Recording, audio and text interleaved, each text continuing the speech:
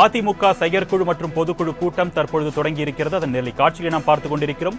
கூடுதல் விவரங்களை செய்தியாளர் நந்தினி வழங்க நாம் கேட்கலாம். வணக்கம் நந்தினி, இந்த செயற்குழு பொதுக்குழு கூட்டத்தில் என்னென்ன முக்கிய தீர்மானங்கள் முடிவுகள் எடுக்கப்படுறதுக்கு வாய்ப்பு இருக்கு? விவரங்கள். வணக்கம் மதுரை. அதிமுகவினுடைய பொதுக்குழு மற்றும் செயற்குழு கூட்டம் சென்னை அடுத்த வானகரத்தில் இருக்கக்கூடிய ஸ்ரீவாது வெங்கடாச்சலபதி திருமண மண்டபத்தில் தற்போது தொடங்கியிருக்கிறது. அவைத் தலைவர் தமிழ்மகன் உசேன் தலைமையில் இந்த செயற்குழு மற்றும் பொதுக்குழு கூட்டம் என்பது தொடங்கியிருக்கிறது. அதிமுக பொதுச் செயலாளராக எடப்பாடி பழனிசாமி தேர்ந்தெடுக்கப்பட்ட பிறகு முதல் முறையாக இந்த பொதுக்குழு நடைபெறுவதால் மறைந்த முதலமைச்சர் ஜெயலலிதா இருந்தபோது என்னென்ன நடைமுறைகள் பின்பற்றப்பட்டதோ அதே நடைமுறைகள் பின்பற்றப்பட்டு தற்போது அந்த பொதுக்குழுவானது தொடங்கியிருக்கிறது. அதன்படி பொதுக்குழுவின் தலைமை கழக நிர்வாகிகள், முன்னாள் அமைச்சர்கள், மகளிர் அணி உட்பட 10 பேர் வரை பேசுவதற்கு அனுமதி என்பது வழங்கப்பட்டிருக்கிறது. இறுதியாக பொதுச் செயலாளர் எடப்பாடி பழனிசாமி உரையாற்ற இருக்கிறார். குறிப்பாக பார்த்தோம் என்றால் அடுத்த ஆண்டு ஏப்ரல் மே மாதங்களில் நாடாளுமன்ற தேர்தல் நடைபெற இருக்கக்கூடிய நிலையில் அதிமுகவின் கூட்டணி நிலைப்பாடு பற்றி ஒவ்வொருவரும் தங்களுடைய கருத்துக்களை தெரிவிக்க இருக்கின்றனர். வர இருக்கக்கூடிய தேர்தலில் பாஜக கூட்டணியில் இருந்து அதிமுக விலகி இருக்கக்கூடிய நிலையில் அதிமுக கூட்டணி வியூகம் எவ்வாறு அமையும் என்பது தொடர்பாக இந்த பொதுக்குழு கூட்டத்தில் சூசகமாக பல்வேறு கருத்துக்கள் தெரிவிக்கப்படும் என எதிர்பார்க்கப்படுகிறது. அது மட்டுமல்லாமல் பல்வேறு தீர்மானங்களும் நிறைவேற்றப்பட இருக்கிறது.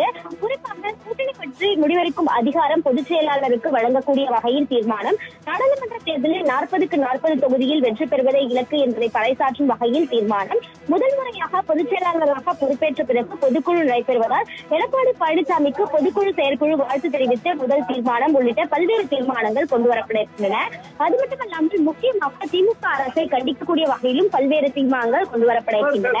விக்ரம் புயல் மழை மற்றும் தென் மாவட்டங்களில் வெள்ள பாதிப்பால் உயிரிழந்தவர்களுக்கு அஞ்சலி செலுத்தும் வகையில் இரங்கல் தீர்மானம், திமுக அரசு மேற்கொள்ளக்கூடிய முன்னெச்சரிக்கை நடவடிக்கைகள் போதுமானதாக இல்லை என்பதை சுட்டிக்காட்டக்கூடிய வகையில் வெள்ளை அறிக்கை வெளியிட வேண்டி தீர்மானம் உள்ளிட்ட 18க்கும் மேற்பட்ட தீர்மானங்கள் பொதுக்குழுவில் கொண்டுவரப்பட இருப்பதாக தெரிவிக்கப்பட்டிருக்கிறது. அந்த வகையில் தான் அதிமுகவினுடைய பொதுச் செயலாளராக எடப்பாடி பழனிசாமி தேர்ந்தெடுக்கப்பட்ட பிறகு நடைபெறக்கூடிய முதல் பொதுக்குழு என்பதால் பிரம்மாண்டமாக நடத்தப்பட இருக்கிறது. 2800 பேருக்கு மேல் இந்த பொதுக்குழுவில் பங்கேற்றிருக்கிறார்கள். இது தவிர முக்கிய விருந்தினர்கள், சிறப்பு அழைப்பாளர்களும் பங்கேற்றிருக்கிறார்கள். அந்த வகையில் தான் அதிமுக பொதுக்குழு மற்றும் செயற்குழு கூட்டம் தற்போது தொடங்கியிருக்கிறது குறிப்பிடத்தக்கது. நந்தினி, அதிமுக பொதுச் செயலாளராக இருக்கக்கூடிய எடப்பாடி பழனிசாமிக்கு இந்த செயற்குழு பொதுக்குழு கூட்டம் வாயிலாக ஏதேனும் கூடுதல் அதிகாரமோ முக்கிய அதிகாரங்களோ வழங்கப்படுறதுக்கு வாய்ப்பு இருக்கா? குறிப்பாக நீங்க கேட்டது போன்று அதிமுகவுடைய பொதுச் செயலாளருக்கு அதிகாரம் என்ற வகையில் தான் தீர்மானம் என்பது நிறைவேற்றப்பட இருக்கிறது. குறிப்பாக மொத்தமாக 23 தீர்மானங்கள் இன்றைய கூட்டத்தில் நிறைவேற்றப்பட இருப்பதாக தற்போது அண்மை தகவல் என்பது வெளியாக இருக்கிறது. அந்த வகையில் பார்த்தோம் என்றால் பல்வேறு முக்கிய தீர்மானங்கள் நிறைவேற்றப்பட இருக்கிறது. ஏற்கனவே முன்னாள் அமைச்சர்கள் சிலருக்கும் அதிமுகவினுடைய முக்கிய பொறுப்புகளில் இருக்கக்கூடிய நிலையில் இந்த கூட்டணி பற்றிய முக்கிய முடிவு எடுப்பது, அதே போன்று கூட்டணி வியூகம் வகிப்பது உள்ளிட்ட பல்வேறு முக்கிய முடிவுகளையும் பொதுச் செயலாளரை எடுக்கக்கூடிய வகையில் தான் தற்போது தீர்மானம் என்பது நிறைவேற்றப்பட இருக்கிறது.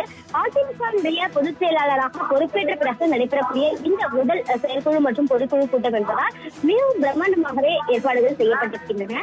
அதே போன்று வந்திருக்கக்கூடிய அனைவர்களுக்கும் பல்வேறு வகைகளான உணவுகளும் தயார் செய்யப்பட்டிருக்கிறது. குறிப்பாக 21 வகைகளான மத்திய விருந்துக்கு ஏற்பாடுகள் என்பதும் செய்யப்பட்டிருக்கிறது. மொத்தமாக 3000க்கும் மேற்பட்டோர் இந்த பொதுக்குழு மற்றும் செயற்குழு கூட்டத்தில் பங்கேற்றிருக்கிறார்கள். பரபரப்பான அரசியல் சூழலுக்கு மத்தியில் நடைபெறக்கூடிய செயற்குழு மற்றும் பொதுக்குழு கூட்டம் என்பதால் மிகவும் முக்கியத்துவம் வாய்ந்ததாகவே பார்க்கப்படுகிறது. குறிப்பாக தென் மாவட்டங்களில் அதிக அளவிலான உயிரிழப்புகள் ஏற்பட்டிருக்கக்கூடிய நிலையில் பார்த்தோம் என்றால் திமுக அரசை கண்டித்துதான் பல்வேறு தீர்மானங்கள் என்று நிறைவேற்றப்பட இருக்கிறது. குறிப்பாக பார்த்தோம் என்றால் சென்னையில் பெருவெள்ளத்தில் 4000 கோடி ரூபாய் செலவு செய்ததாக தெரிவித்த திமுக அரசை பொறுத்தவரையில் தற்போது நிலவரத்தை பொறுத்தவரையில் 2000 கோடி மதிப்பிலான பணிகள் மட்டுமே முடிவுற்றதாக திமுக அமைச்சர்கள் தெரிவித்திருக்கிறார்கள். எனவே இது தொடர்பான வெள்ள அறிக்கையை வெளியிட வேண்டும் என்பது குறித்த ஒரு முக்கிய தீர்மானமும் இன்று கொண்டு வரப்பட இருக்கிறது. அந்த வகையில் தான் மொத்தமாக 23 தீர்மானங்கள் அதிமுகவுடைய பொதுக்குழு செயற்குழு கூட்டத்தில் கொண்டு வரப்பட இருக்கின்றன.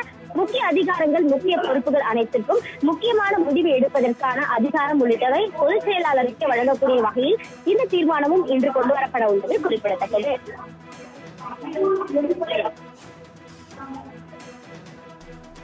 நந்தினி, இந்த நாடாளுமன்ற தேர்தலை பொறுத்த வரைக்கும் பாஜகவுடன் கூட்டணி இல்லை அப்படின்னு சொல்லிட்டு திட்டவட்டமா முன்னாள் அமைச்சர் ஜெயக்குமார் சொல்லியிருக்காரு. இந்த நிலையில இப்போ பொதுக்குழு செயற்குழுவோட உறுப்பினர்களுடைய மனநிலை என்னவா இருக்கு? அவங்க என்ன கருத்து தெரிவிக்கிறாங்க? நிச்சயமாக இது தொடர்பான ஒரு முக்கிய விவாதம் என்பது இன்றைய பொதுக்குழு மற்றும் செயற்குழு கூட்டத்தில் நடைபெறுவதற்கான வாய்ப்புகள் இருப்பதாகவே பார்க்கப்படுகிறது. குறிப்பாக இன்றைய பொதுக்குழு மற்றும் செயற்குழு கூட்டத்தில் 10க்கும் மேற்பட்டவர்களுக்கு பேச வாய்ப்பளிக்கப்படும் என எதிர்பார்க்கப்படுகிறது. அந்த வகையில் ஒவ்வொருவரும் பேசக்கூடிய பட்சத்தில் கூட்டணி தொடர்பான தங்களுடைய கருத்துக்களை அவர்கள் தெரிவிக்க இருக்கிறார்கள். தொண்டர்களின் மனநிலையை பொறுத்தவரையில் அதிமுக தனித்து போட்டியிடுவதே நல்லது என்ற ஒரு தற்போது தொண்டர்கள் இருக்கிறார்கள். அதன் பாஜகவில் இருந்து விலகுவதாக கூட்டணியிலிருந்து பாஜகவில் இருந்து விலகுவதாக ஏற்கனவே அதிமுக தரப்பில் அதிகாரப்பூர்வமாக அறிவித்துள்ளது வெளியிடப்பட்டிருக்கிறது. அதன் தொடர்ச்சியாக சந்திக்கக்கூடிய முதல் செயற்குழு மற்றும் பொதுக்குழு கூட்டமாக இந்த கூட்டம் பார்க்கப்படுகிறது. அது மட்டுமல்லாமல் வரக்கூடிய ஏப்ரல் மே மாதங்களில் நாடாளுமன்ற தேர்தல் நடைபெற இருக்கிறது. அதற்கான பணிகளும் ஏற்கனவே அதிமுக தரப்பில் தொடங்கப்பட்டு விறுவிறுப்பாக அந்த பணிகள் என்பது நடத்தப்பட்டு வருகிறது. குறிப்பாக நாடாளுமன்ற தேர்தலில் 40 தொகுதியிலும் அதிமுக வெற்றி பெறுவதற்கு வியூகம் வகிக்கக்கூடிய வகையில் பல்வேறு முக்கிய கருத்துக்கள் இன்றைய கூட்டத்தில் விவாதிக்கப்படும் என எதிர்பார்க்கப்படுகிறது. ஒவ்வொருவரும் கட்சியினுடைய நிர்வாகிகள் ஒவ்வொருவரும் தங்களுடைய கருத்துக்களை தெரிவிக்க இருக்கிறார்கள். இறுதியாக அதிமுகவுடைய பொதுச் செயலாளர் எடப்பாடி பழனிசாமி உரையாற்ற இருக்கிறார். அப்போது கூட்டணி வியூகம் தொடர்பான ஒரு சில முக்கிய அறிவிப்புகளை அவர் வெளியிடுவதற்கான வாய்ப்புகள் இருப்பதாகவே பார்க்கப்படுகிறது. அந்த வகையில் அதிமுகவை பொறுத்தவரையில் பாஜக கூட்டணியிலிருந்து விலகுவதாக அறிவித்திருக்கக்கூடிய நிலையில் அந்த நிலைப்பாடு என்பது தொடரும் என்பதே தற்போதைய மனநிலையாக அதிமுக நிர்வாகிகளின் மனநிலையாக பார்க்கப்படுகிறது. எனவே அது தொடர்பான ஒரு முக்கிய விவாதமும் பல்வேறு முக்கிய கருத்துக்களும் இன்றைய கூட்டத்திலும் எதிர்பார்க்கலாம் என்பதுதான் தற்போது இங்க இருக்கக்கூடிய சூழலாக இருக்கிறது.